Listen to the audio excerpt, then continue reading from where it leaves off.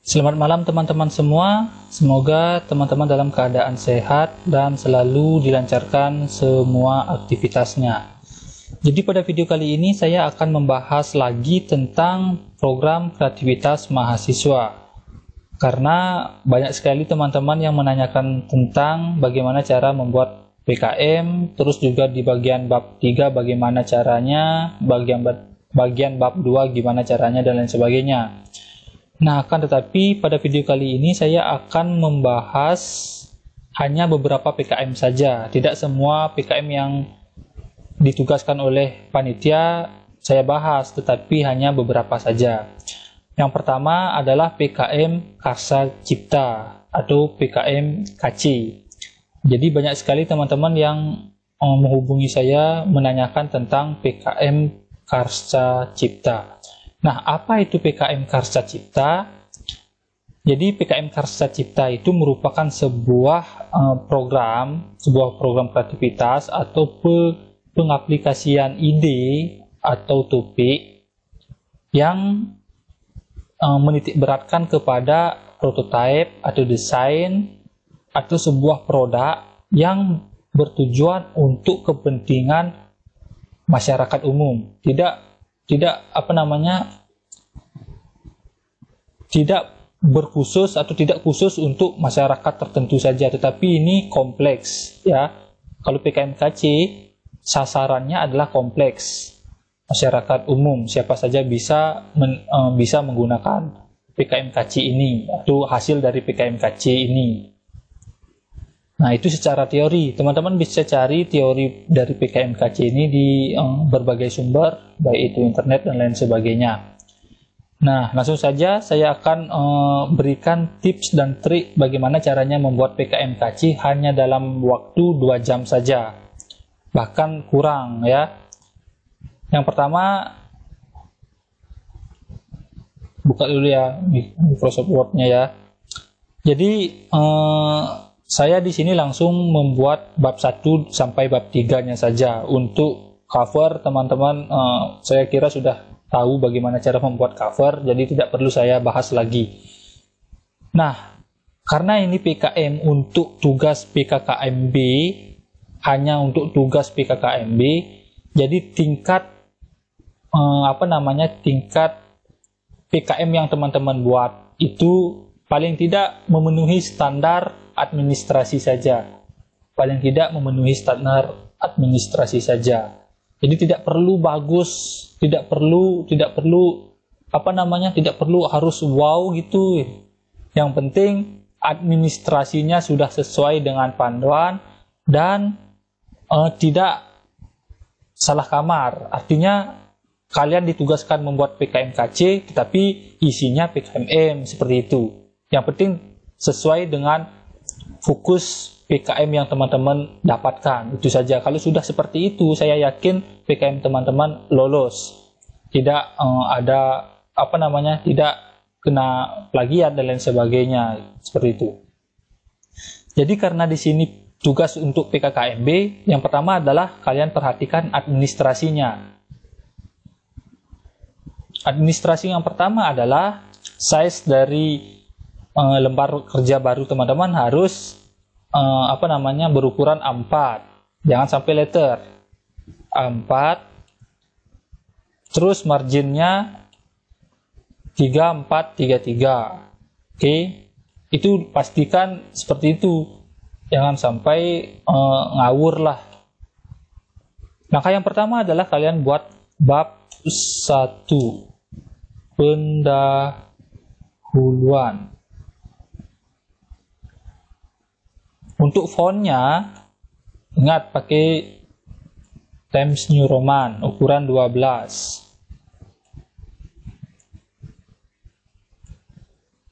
Oke.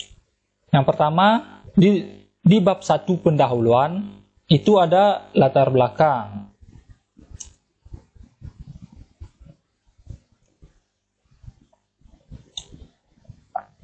Oke, yang kedua, latar belakang. Yang kedua ada rumusan masalah. Yang ketiga ada luaran. Oke, yang keempat ada manfaat. Nah, Ingat, jadi di bab 1 ada latar belakang, ada rumusan masalah, ada luaran, dan ada manfaat. Itu yang ada di bab 1. Oke. Selanjutnya adalah bab 2. Bab 2 ada tinjauan pustaka. Nah, di bab 2 ada tinjauan pustaka, itu kalian bisa deskripsikan nanti teori-teori yang mendukung tentang ide atau topik yang teman-teman akan buat dalam PKMKC ini. Jadi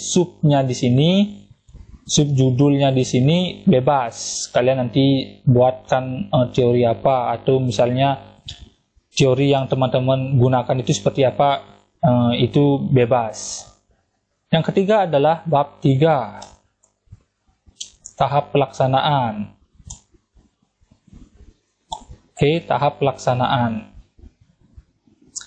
Di bab 3 ini, tahap pelaksanaan ini merupakan tahapan atau langkah-langkah teman-teman dalam mengembangkan PKMKC ini, gitu.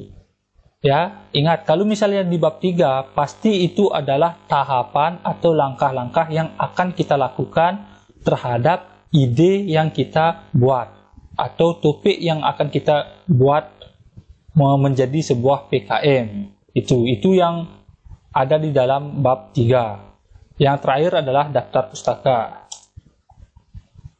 Oke.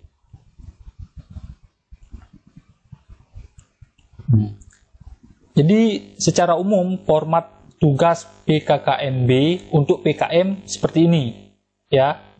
Ini umum untuk ini PKMKC, ya. Ingat, ini untuk PKMKC.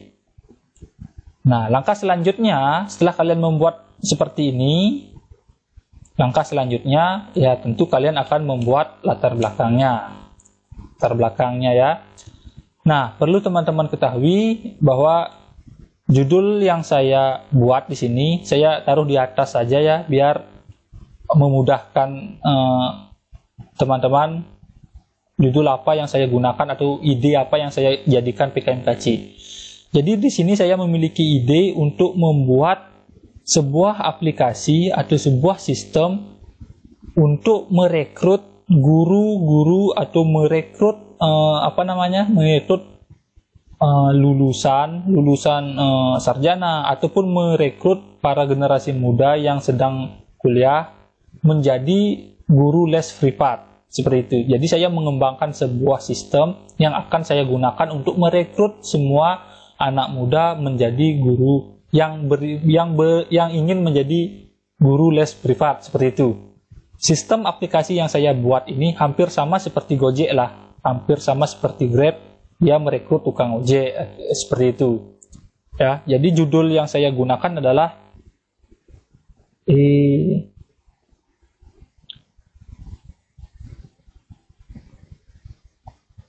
privat.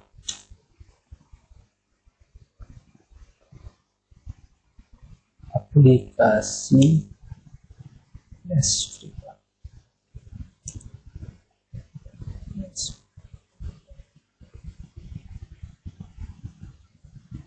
Oke, jadi judul yang saya buat adalah privat, yaitu aplikasi les privat.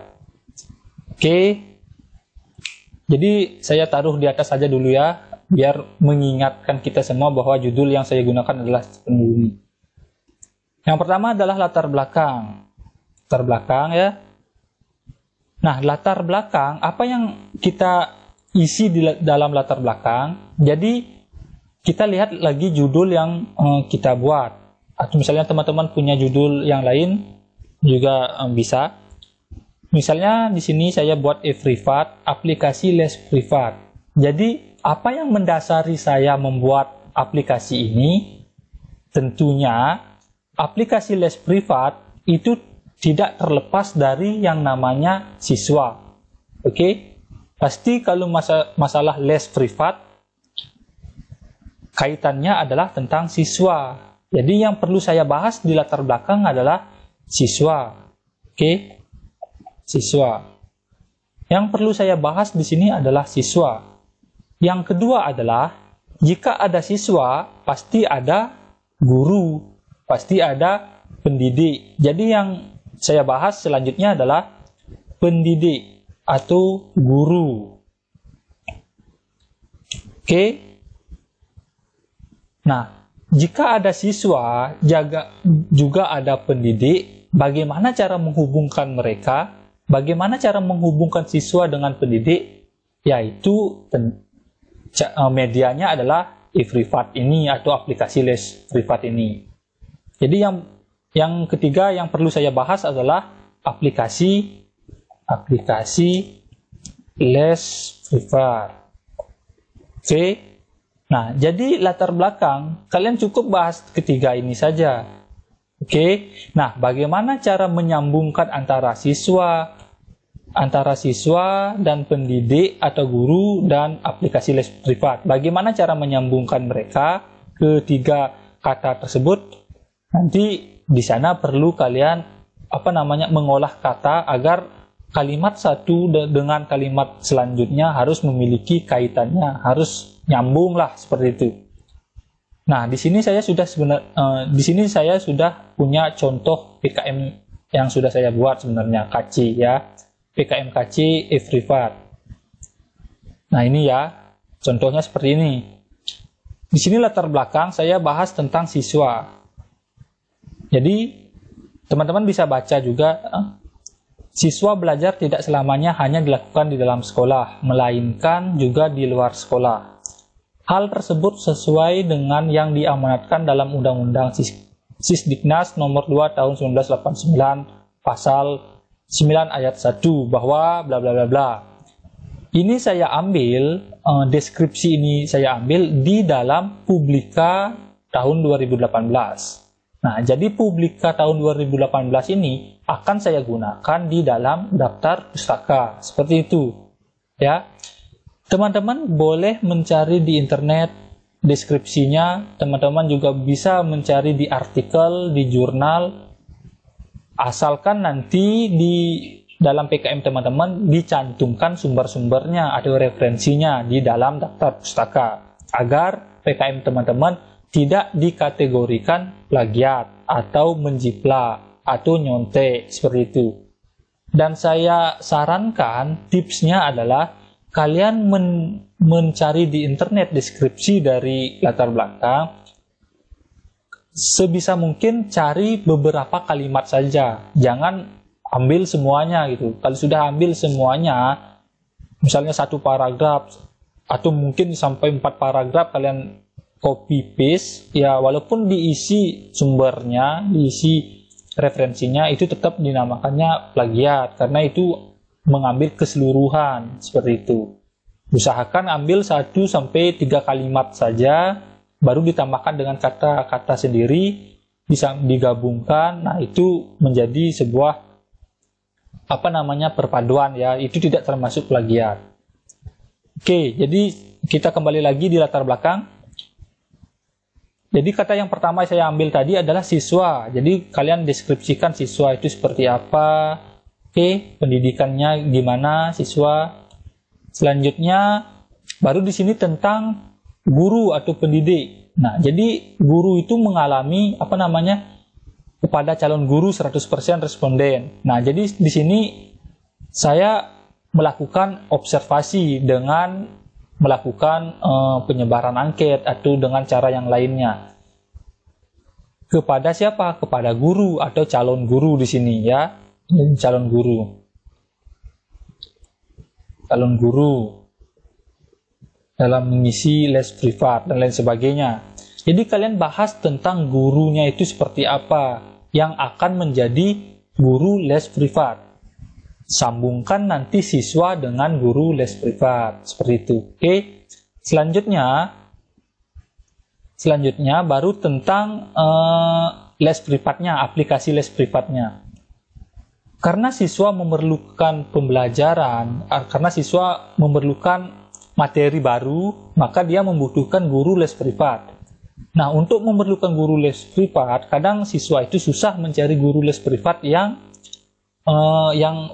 bagus lah, yang baik, yang kualitasnya bagus. Nah, oleh sebab itu kalian membuat sebuah membuat sebuah aplikasi les privat. Nah, di sini untuk mengatasi masalah tersebut diperlukan solusi yang membantu calon pengguna jasa les privat. Calon pengguna jasa les privat di sini adalah siswa, ya. Di sini siswa dan dapat membantu penyedia penyalur jasa les privat. Nah, membantu penyedia atau penyalur jasa les privat ini adalah kita sebagai pengembang aplikasi les privat, seperti itu. Jadi cukup 3 paragraf atau mungkin maksimal 4 paragraf yang kalian buat di dalam latar belakang. Itu sudah cukup sekali. Nah, selanjutnya adalah rumusan masalah. Oke. Di dalam rumusan masalah, kita kembali di Word ya. Nah, ini latar belakang saya sudah anggap teman-teman paham. Ya. Di rumusan masalah, apa yang perlu kita bahas di rumusan masalah? Yang pertama adalah tentang bagaimana cara membuat aplikasi les privat, seperti itu. Bagaimana respon dari siswa atau guru terhadap aplikasi les privat. Itu aja, cukup 2 rumusan masalah, cukup 2 saja atau maksimal 3 rumusan masalah. Mengapa sedikit? Ya karena lingkup PKM itu harus spesifik, ya. Kalau misalnya semakin banyak rumusan masalah, semakin tidak bisa kita akan menyelesaikan PKM tersebut, gitu. Karena semakin sedikit, semakin bisa kita menyelesaikan permasalahan yang ada di dalam PKM tersebut. Tetapi semakin sedikit harus semakin spesifik, seperti itu. Oke? Di rumusan masalah, kalian harus buat sedetail mungkin lah tentang ide teman-teman. Contoh yang saya buat di sini adalah kembali di contoh PKM-nya dulu. Nah, di sini saya membuat rumusan masalah tidak menggunakan pertanyaan, tetapi menggunakan pernyataan. Yang pertama, pentingnya bimbingan belajar di luar sekolah atau pendidikan non-formal, yaitu les privat bagi siswa untuk mengoptimalkan keberhasilan pembelajaran agar lebih efektif dan terarah. Yang kedua, calon pengguna jasa les privat mengalami kesulitan dalam mencari dan memilih guru les privat. Oke. Nah, jadi seperti itu. Jadi cukup 2 saja. Kalau misalnya teman-teman menggunakan pertanyaan, buat saja seperti ini. Bagaimana cara siswa mencari guru les privat? Itu. Atau misalnya bagaimana calon pendidik mendapatkan siswanya untuk dijadikan sebagai siswa les privat, seperti itu.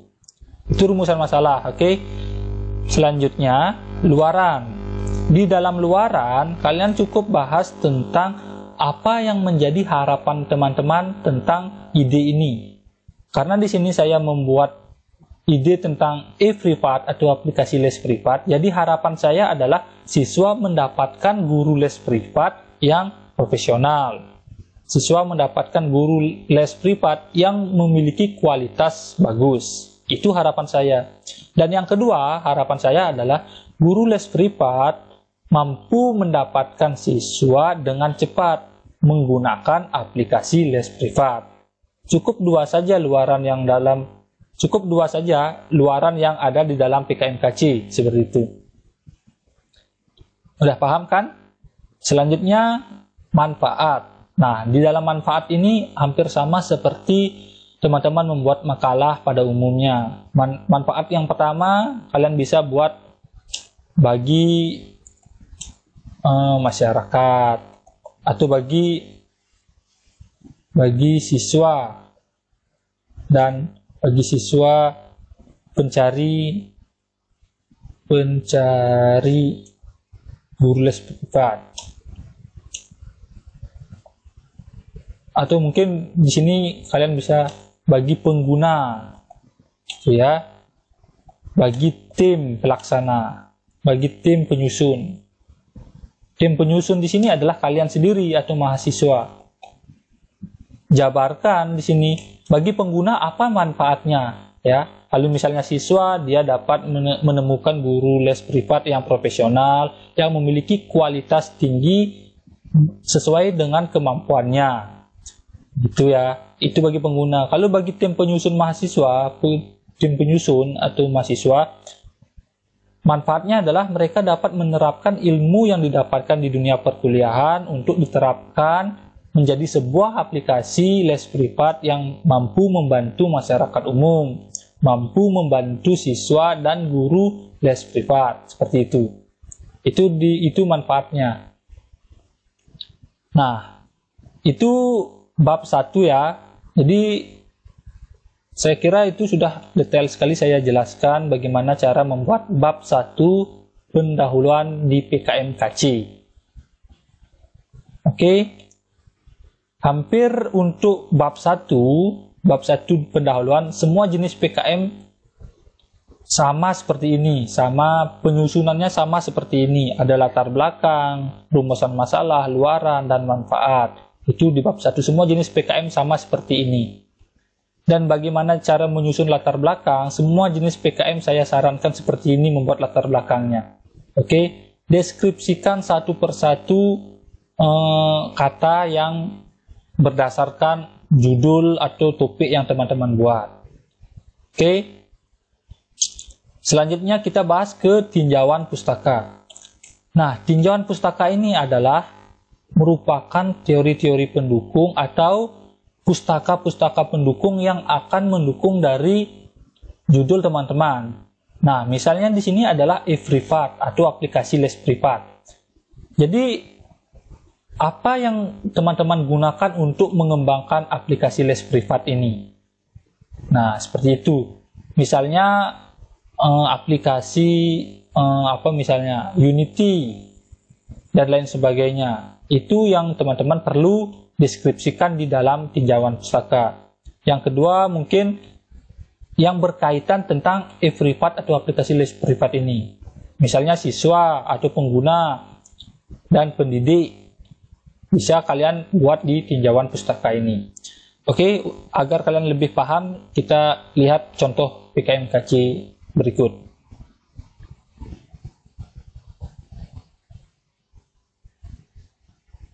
Oke,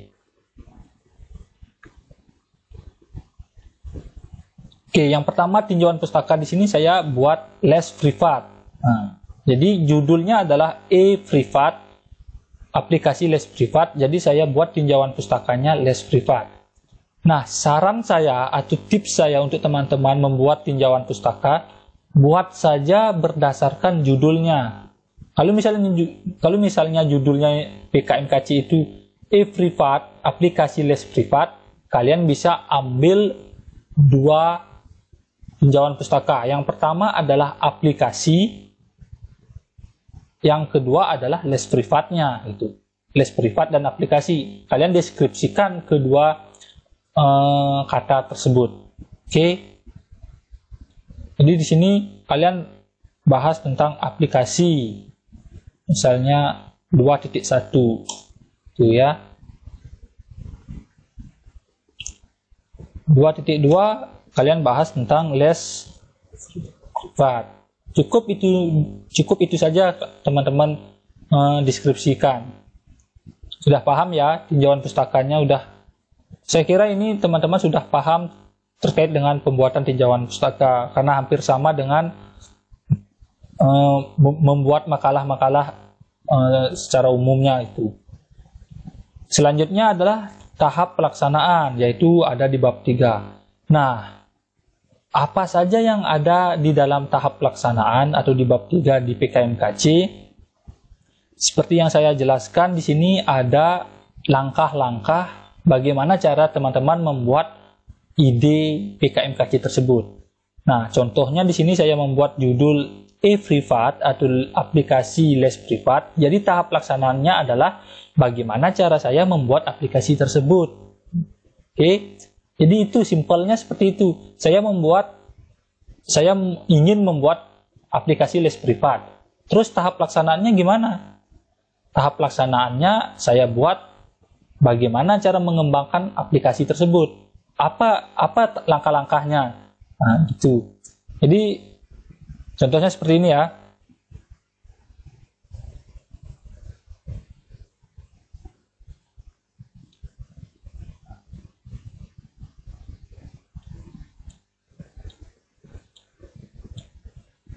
Nah, di sini ya, tahap pelaksanaan.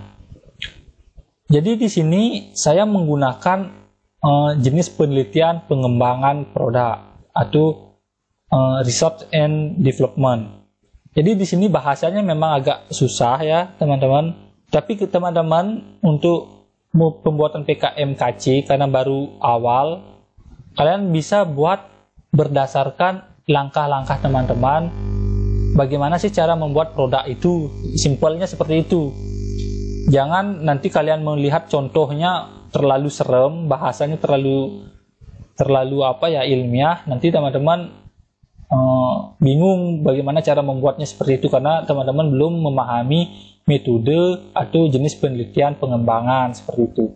Nah, di sini saya menggunakan jenis penelitian pengembangan SDLC ya, System Development Life Cycle, atau turunan dari pengembangan research and development seperti itu. Nah, kalian jangan perhatikan ini, tapi lebih perhatikan ke bagaimana langkah-langkahnya, tahapan-tahapannya seperti apa. Nah, jadi langkah-langkahnya seperti ini. Tahap komunikasi. Nah, bagaimana cara saya menyusun aplikasi les privat? Yang pertama saya melakukan tahap komunikasi, yaitu menginformasikan atau mengkomunikasikan dengan pihak-pihak tertentu. Bagaimana cara menyiapkan bahan untuk pembuatan produk, dan bagaimana mengkomunikasikan dengan pihak-pihak tertentu agar mendapatkan data, baik itu melalui wawancara, penyebaran angket, dan juga dari studi literatur, seperti itu. Komunikasi, oke. Yang kedua adalah planning atau perencanaan. Nah, saya setelah melakukan komunikasi, setelah sudah mendapatkan data ya, mendapatkan data bagaimana cara membuat data-data pembuatan aplikasi, baru saya merencanakan membuat aplikasi tersebut. Merencanakan itu dengan pembagian tugas-tugas seperti itu. Oke. Terus apa saja kebutuhan dari pembuatan aplikasi ini. Nah, itu saya rencanakan terlebih dahulu. Selanjutnya, setelah kita merencanakan, baru kita tahap pemodelan atau tahap pendesainan lah, seperti itu. Pembuatan storyboard. Mungkin teman-teman sudah tahu. Setelah kita merencanakan, kita membuat desainnya dulu, membuat storyboardnya dulu. Bagaimana sih bentuk desain dari aplikasi tersebut itu. Nah, baru itu kita buat desainnya. Setelah kita membuat modelnya atau membuat storyboardnya, baru kita konstruk atau kita buat gitu. Langsung kita buat. Oke. Setelah kita membuat storyboard, kita langsung buat.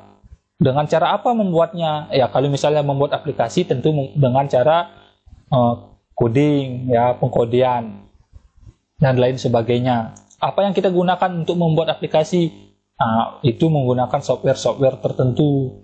Seperti itu, oke. Nah, setelah konstruk itu adalah pengkodean, baru kita adalah tahap pengembangan atau tahap development. Nah, tahap development ini adalah melakukan tahap implementasi, yaitu uji coba lah. Pengembangan ini kita mengembangkan sistem, baru kita menguji cobanya kepada si pengguna atau kepada si user. Oke, jadi itu tahapan dari pengembangan aplikasi.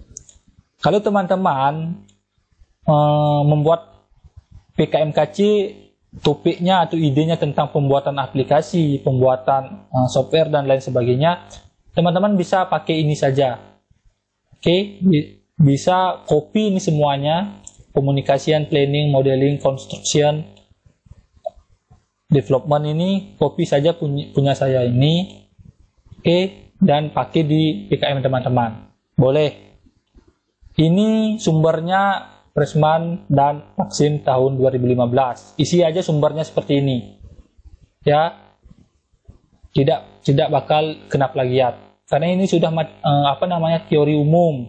Sudah banyak ada. Kalau ini nanti diadakan plagiat, wah sungguh terlalu panitianya. Oke.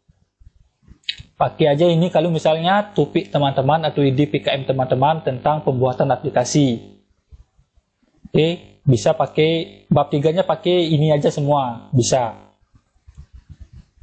Ya, mungkin itu untuk bab 3, dan selanjutnya daftar pustaka. Jangan lupa untuk mencantumkan semua daftar pustakanya. Oke, teman-teman. Karena daftar pustaka itu tujuannya adalah untuk menghargai materi-materi yang sudah dibuat oleh senior-senior kita, seperti itu, agar tidak langsung menjiplak tanpa mencantumkan sumber atau referensi dari dari materi yang kita ambil. Mungkin itu cara membuat PKM-KC.